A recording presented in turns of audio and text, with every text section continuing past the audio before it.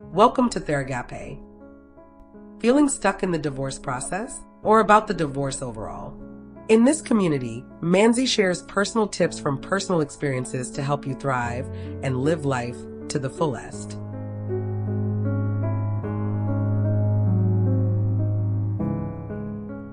Hello everybody, welcome back to Theragope.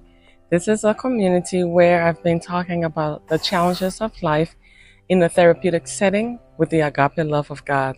So thank you for coming in today to join us.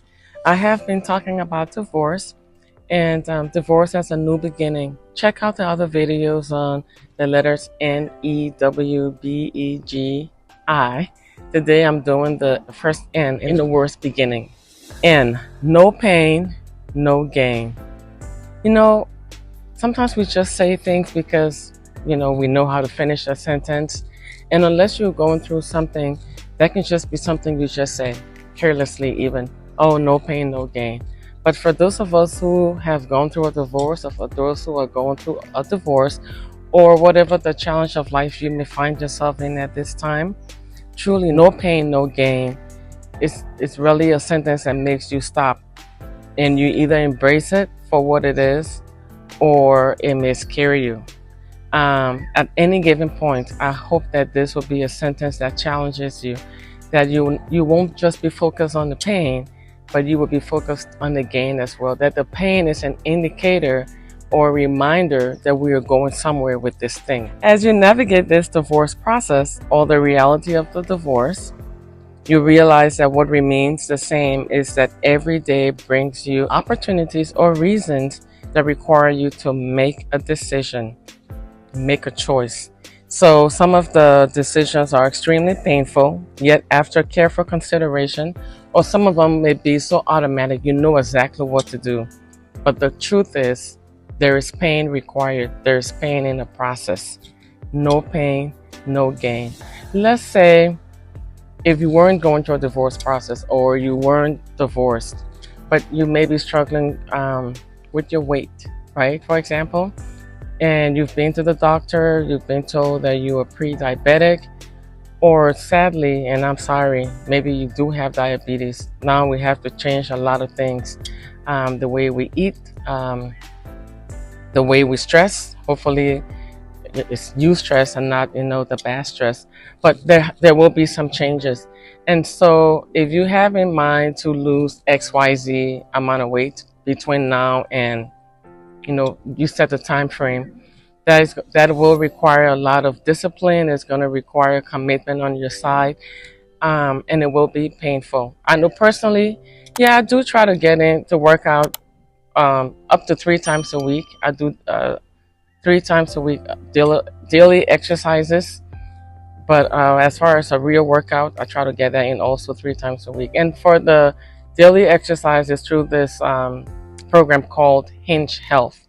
So try to make sure my bones are intact, But it's not always pleasant. And I'm sorry, but the truth is I love sweets. I actually have my treat this weekend is a crumble cookie. So I have that waiting for me for this week, but I did really good. I just broke a little piece of it today, and I'm going to finish it. My goal is to finish this by the end of the week, whatever that looks like. I mean, I don't know. But not to finish that today, all right? So every day I'm going to have a little bit. And because I realized way early on that if I was just strict on the diet, that I didn't do well. I would just overindulge because I couldn't do it. But if I had something I liked, but in moderation, I can have and not want to be bothered with it. So that's just what works for me. You do what works for you. But back to the weight thing. There will be changes. Now you have to make a lot of changes. You can't just have bacon every morning. You can't just have eggs every morning. You can't just have ice cream 3 times a week, because you have to sit and say, do I want to be a diabetic or keep this weight on, or do I want to make the sacrifices and lose XYZ amount of pounds so that I can feel better and have longevity in the long term? So those are some of the decisions that you will have to make. And, as you're praying for wisdom for how to navigate this new change, whether it's your weight Maybe it's a financial thing. You can't just spend all the way you used to spend. For some of you, you may have to now get a job. You were a stay-at-home mom, but because your spouse has asked for a divorce, and obviously if you're a stay-at-home mom, chances are you didn't really do anything from home besides taking care of the kids. Nothing wrong with that. I know some people are able to maximize watching the kids and doing something online. Others are able to stay at home with their kids but also watch other people's kids so that they had extra money. Let's pretend you were the one who didn't do anything outside of watching your kids, which by itself is a lot of work. All right, so I compliment you for that. But now the reality is, with the kids, it's probably requiring every other week, or 1 week on, 1 week off, then there are holidays, so now you have to go to work.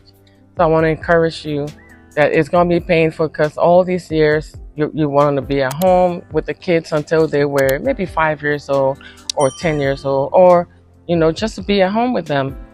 And now your spouse wants a divorce. He was the breadwinner, and now you have to get a job. Go ahead and do it. Look at the end result. Why am I doing this? How long will I be doing this for? What are all the benefits of having to find a job? And then go ahead and do that.